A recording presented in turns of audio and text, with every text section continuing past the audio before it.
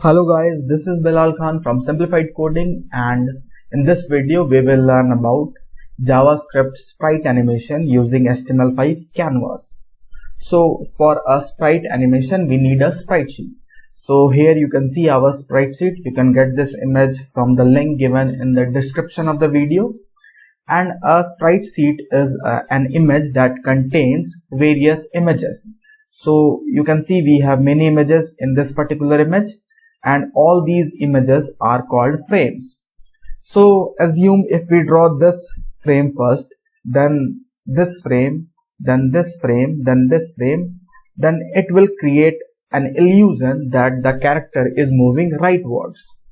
In the same way, if we will draw this row, first this, then this, then this, then it will create an illusion that the character is moving leftwards. So to draw this particular part of the image, we need the coordinates. We need the frame width, we need the frame height, and we need the frame starting point. So let's see how we will calculate all the coordinates of the frames. So you can see we have 1, 2, 3, 4, 5, 6, 7, 8 frames in a row. So let me show you. So we have 8 frames starting from 0 to 7, and let's assume the total width of the sprite sheet is 800 pixels, and we have total 8 frames of equal widths. Then the width of a particular frame will be 800 divided by 8, which is 100. So width of each frame is 100 width, and we have 2 rows 0, 1. And the total height of the sprite sheet is 300 pixels. Then the height of a particular frame would be 300 divided by 2, which is equals to 150. So we have a frame of size with 100 pixels and height 150 pixels. Now to draw a particular frame, we need the starting x and y coordinates. So to calculate the value of x and y, we will use the frame index. So for this frame, the frame index is 0, and to calculate the x and y position of this particular frame, we will use this formula. X is equals to frame index, which is 0 into width. So anything is multiplied with 0 is actually 0. Same for y. The frame index is 0 for y, and the height is 150. Then again anything is multiplied with 0 is 0. So xy, starting xy for this frame is 0, 0, and you can see the top left corner is always 0, 0. Now if we get the xy of this frame, we can easily draw this frame using xy and width and height. So we have xy and we have width and height of the frame. Now to draw this frame, we need the xy coordinate of this particular index. Again we will use the same formula. For this frame, the frame index is 1. So we have x equals to 1, and the frame index for y is 0. So we have y equals to 0. Then 1 into width, which is equals to 1 into 100 is 100. And 0 into height, again anything multiplied with 0 is 0. So we have 100 and 0. X 100 and y 0. You can see y is constant for this row. And again y will be constant for this row as well. So for this frame we got the xy. Same way we got xy for this frame, 2 into width, which equals 200. So x for this frame, starting x for this frame is 200, and y is again 0. The same way we can get the xy for this row as well. In this case again x is 0 here and y is 150. Then here again y is 150, y will be constant for each frame of the second row, and x is varying. So x is 100, 150, then 200, 150, then 300, 150, and this is how we are calculating the x and y for each frame. Now the same logic we will use in the code. So first we need this character.png, and first here we will create an HTML file. So I will create a file named index.html, Now open it in your code editor. I'm using Notepad++ here. Now we will create a basic HTML file here. So we start with doc type, then HTML, then head, and then body. I hope you know all these. In title, let's put HTML Canvas Animation. Now to draw the character, we need a canvas, and HTML5 has a tag which is called canvas, and this canvas provides a surface to draw images. So I will give this an ID canvas. So we have a canvas. Now I will create a script tag to write the JavaScript code. So this is our basic HTML format, and here we will code to create our sprite animation in this canvas. So now first we will define some variables here. So first we need the width of our canvas. So I will write canvas width, and let's give it some value. You can give any value. Then we also need the height of the canvas. So let's make it 300. Then we need var x, let's make it 0, and var y, let's make it 0 as well. Then these xy will be used to define the position of the canvas where we want to draw our sprite or our frame. So let me comment here, the position where the frame will be drawn. Now we also need source x and source y. Now this source x and source y is the coordinate of sprite sheet. So this defines from where we want to extract the image. So in this case we will calculate the source x and source y using this formula. Now we have source x and source y. Now we also need sprite, or we can say sheet width. Now we need the sheet width. Now in this case we need the actual width of our sheet. So let's check what is the width. So we have 864 and 280. So I'll write here 864, where sheet height, it is actually 280, or let's just confirm it, 280. Yes. So we have sheet width and sheet height. Now we need the number of frames as well. So we have frame count, and it is actually, you can see we have 7 frames, actually 8 frames. So 0 to 7, which is 8. So we have frame count, which is 8. Now we need the width of each frame. So we will calculate it. Width equals to sheet width divided by frame count, or we can make it columns.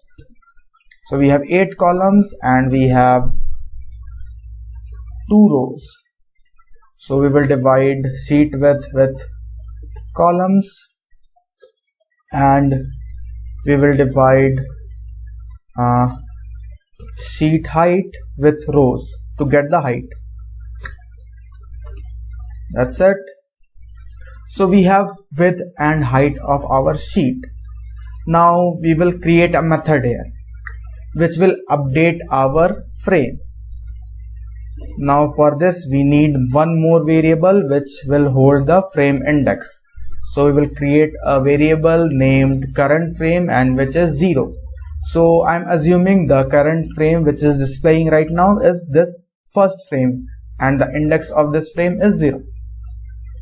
So here I will write current frame equals to plus plus current frame modulo calls. Now whenever we will call this update frame method, what we will get? We will get the updated index of the frame. So assume the current frame is 0, then current frame equals to plus plus current frame, which is 1 mod calls, which is 8. So what's happening here? 1 mod 8, and what will be the result? Result will be the 1. Then the current frame is 1, updated to 1. Same, when we will have 2, then the current frame is 2. And when we will reach the last index, which is 8, then in this case, when we will have 8 mod 8, and it will again become 1. So this is the logic. So this line is updating the frame index. Now here we will create the source x, and source x is equals to, let's see, current frame into width. So we will write current frame into width. That's it. Now we will create source y as well, and source y is 0. You can see for the first row, right now I'm drawing the first row, and for the first row source y is always 0. You can see 0 0 0. So that's it. Or we can also write let's make it 0 for now. So we have update frame method. Now we will create a function named draw or draw image. Now one thing I forgot is to create our image. So alright, var character equals to new image, and then I will write character dot src equals to, I have character dot png. So I have this file, you can see it here, this file character dot png. Now make sure you have the same name and the file is in the same directory, or else it will not work. And one thing I also forget. So now I will get this canvas using the function get element by id. So the id is canvas. So I will write var canvas equals to document dot get element by id, and I will pass the id, and it is canvas.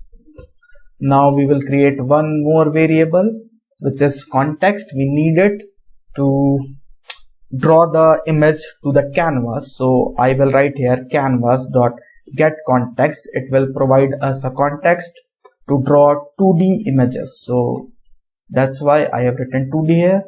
And also we will set the canvas width and height. So we have canvas width.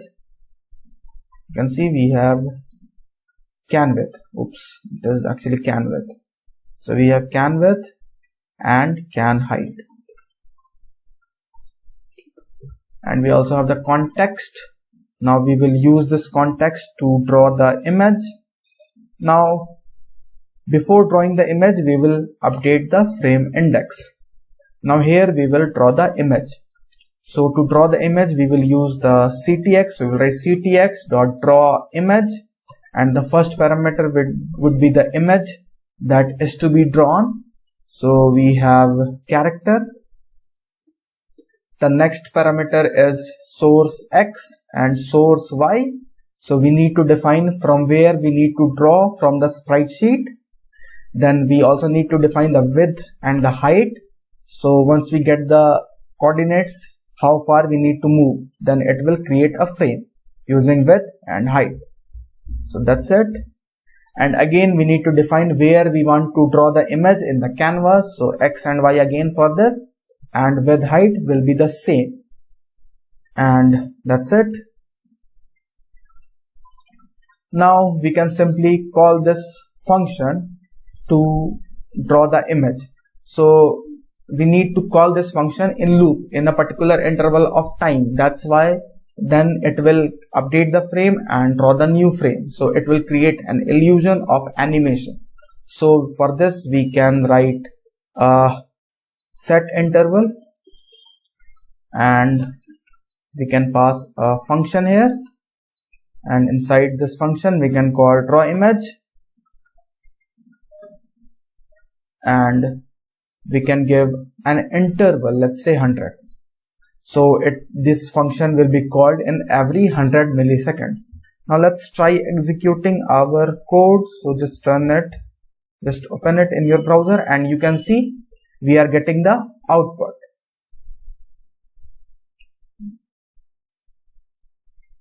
And you can see our character is animating. But the problem is, once the frame is drawn, is permanently drawn on the canvas and it is not removed. So we need to remove the previously drawn image if we want to see a better look of our animation. So for this we can use the clear rect method. So we can simply write here inside this update frame function, we can write ctx dot clear rect, and we can pass x and y and width and height. That's it. Now refresh it and you can see our character is animated. Now you can see only this row is drawing, but if we want to draw both, then we have to track the movement direction as well. So for this we again need two variables that will track the rows. And so to do this, come back to the code and here we will define two more variables. So let's define var track left, and which is 0. Oops, I guess I put the wrong value. So for tracking the left we have 1. Okay, so we have 1, and var track right, and it is 0.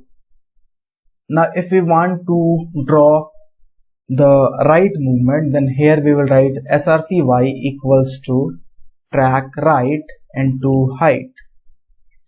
So let's see. So it is the same. Now if here we will write track left, then what will happen? You can see we got the second row which is drawing. Now we can create two buttons and to define the direction of the movement. So come back here and here we can create two buttons. So let's create two buttons. Let's say left and right. Now we can create two more methods here.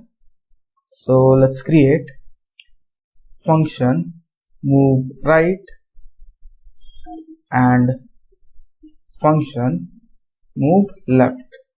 That's it. Now we will define two more variables, or we can simply define a single variable which is var move let's say left, and which is currently false. So if move right, then we will make move left equals to false, and if there is move left, we will make move left equals to true. Now inside the update frame method we can check if move left, then we will do this thing, and else we will do source y equals to track right into height. That's it. Now on click of these buttons, right on click, and we will call the method. So we have move left and we have move right. So copy the same and paste it here, and we have move right. That's it. Now let's try it. So we have two buttons. Oops, nothing happening. That means there is some error. So let's check it. So we have move left is false, and it is working. Let's check if there is any error. So you can go to the console to check the error, and there is no error. Now let's see what is the problem. Oops, actually the problem is the variable name and the function name is same. So I can change it to left and then left, and here also left. That's it. Now let's try it again. You can see it is working fine. Now you can also perform some operation. Let's say x plus equals to 5. Oops, not here. Let's say here if it is right actually, then we can do x plus equals to 5, and in this case the character will move rightwards. You can see, oops, there is some problem I guess. So we can call this clear rect before, then it will not have any error. So you can see it is working perfectly. So the same way you can make left movement as well. So I leave it here and you can complete the code to learn, and that will help you to learn actually. So this is the code, and you can get the code from the link given in the description of the video as well. So this is it for the video guys, and if you found this video helpful and you liked the video, please click on that like button, subscribe to my channel, share this video, follow me on Facebook, follow me on Insta, follow me on Twitter. I am actually everywhere. So thanks for watching. I'll see you in the next video.